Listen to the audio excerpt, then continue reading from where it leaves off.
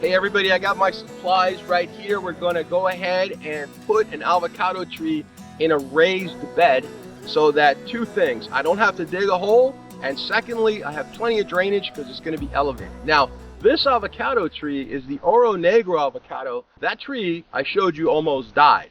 And now the tree is doing fantastic. It has been pruned many times. It's very well rooted in the bag. Let's go, let me go show it to you guys. You guys are gonna like this. All right, so here's the avocado tree. This is the Oro Negro avocado. This is the one that 2 videos have been done on. It's been quite a while, probably close to 2 years. I'm just guessing because I didn't go back to check the references of the dates. But let's just say it's 2 years, and if I'm wrong, I'm wrong.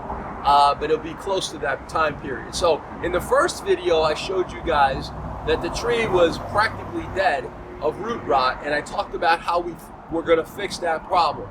I get a lot of criticism, to be honest, from a lot of people with a lot of opinions, and that's fine, that the tree was not going to make it, that what I was doing was wrong. Well, you know, it turned out that the second video, the ones that tuned in saw that that tree actually did really well, and this is the same tree, okay?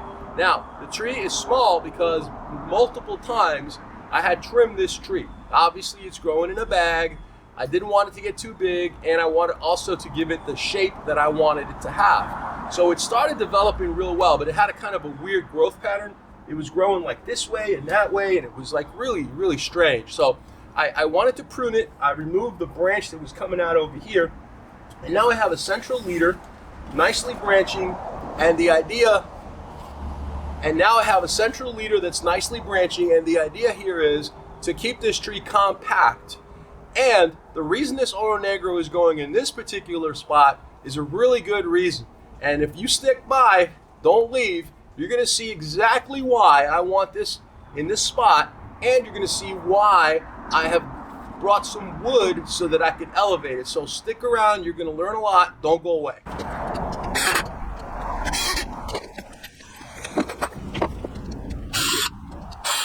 All right, we're sweating a little bit. So what we've done is we attached 2x4s on the insides, and then these are 12, approximately 12. They're actually like they're 11. So these are 11 by 2s. So these are 11 by 2s, and then we're just going to screw in to the sides so we can secure the box. I'm not worried too much about, you know, whether or not it's perfectly square. I'm sure it'll be fine. It's just a box to plant a tree. It's not a cabinet. So once we do that, I'll come back and we'll go from there. I'll do some more explaining, and then I'll show you the root system of this tree before I plant it.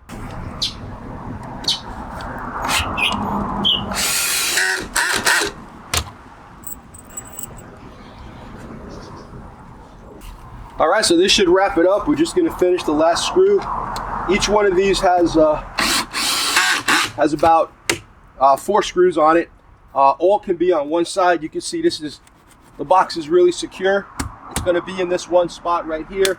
And now I'm gonna get this out of the bag, and we're gonna talk some more about this tree. All right, so this is secure. It's good. We're gonna go ahead. This is ready to go. We do not have to dig a hole. We're gonna bring the soil level up right to where the soil level is in the container. And this avocado is gonna be real happy because it will not be sitting ever in a bunch of water if we have any little bit of flooding here, okay? So this is an old bag, like I said. It's about 2 years old. If it was a lot newer bag in a lot better shape, I wouldn't cut it. I would try to save the bag, but we don't need to save this bag because this bag is pretty much shot.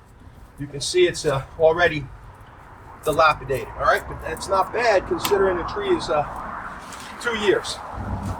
2 years in here in this bag. The tree is this is probably a 5-6-year-old tree, believe it or not. Look how little it is, but this tree has been growing in a container for all that time. Now, what I'm gonna do is, I'm gonna show you what the root system looks like in just a minute.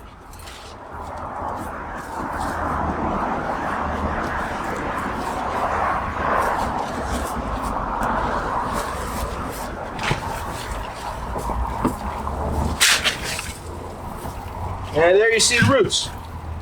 Very nice, very healthy roots. In the previous older video, the first video, the tree had hardly any roots. Everything was mushy and black. But what a difference, right? And if you watch those videos, it explains what I did, what products I used, and so on. So let me go ahead and continue with this.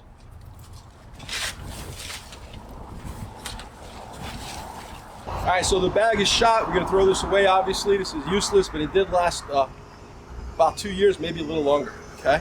So I've got some, this is some garden soil. This is a brand that's not expensive. This is like $7 or $8 at Lowe's. It's a decent, you know, way of filling this in. So that's what we're gonna do, and then we're gonna top it off. I have a couple extra bags of just regular garden soil. There really is no need to do anything else. I mean, the soil that's in there is nice and airy and loose. We'll just dump this in, and we'll just get it to the level where it is we'll just dump this in here and spread it out. We'll get a couple more bags. All right, so we're gonna spread that around a little bit, get that soil all over the place here.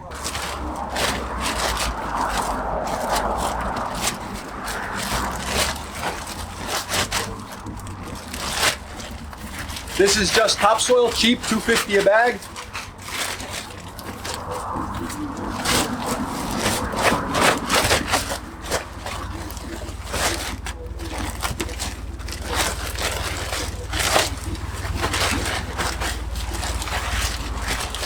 All right, so that's gonna wrap it up for the planting portion. Obviously, it needs more soil, which we will take care of.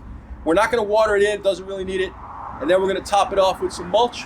But that'll be on another video when we do a follow-up. Right now, we're gonna walk over to the Hass avocado and tell you why I planted an Oro Negro next to a Hass avocado.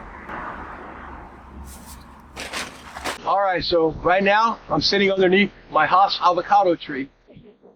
And about 7 feet away is that Oro Negro that I planted.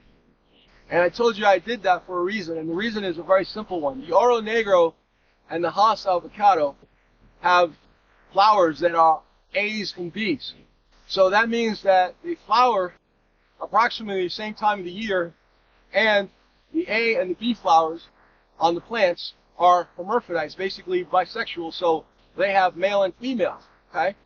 But on avocados, the order in which these flowers open, and that happens a lot with a lot of fruit trees, but particularly important in avocado, if you want to maximize your production. That doesn't mean that you always have to have an A and B type, but I had an A type or a B type, I forget which is which, but I do know that they complement each other because one is A and one is B, and right now I can't remember which is which, but if I remember when I do the video, I'll put a note on the bottom of which is which. If you plant A's and B's, the way that the flowers sync, they open in the morning or in the afternoon, it causes them to have the ability to cross-pollinate.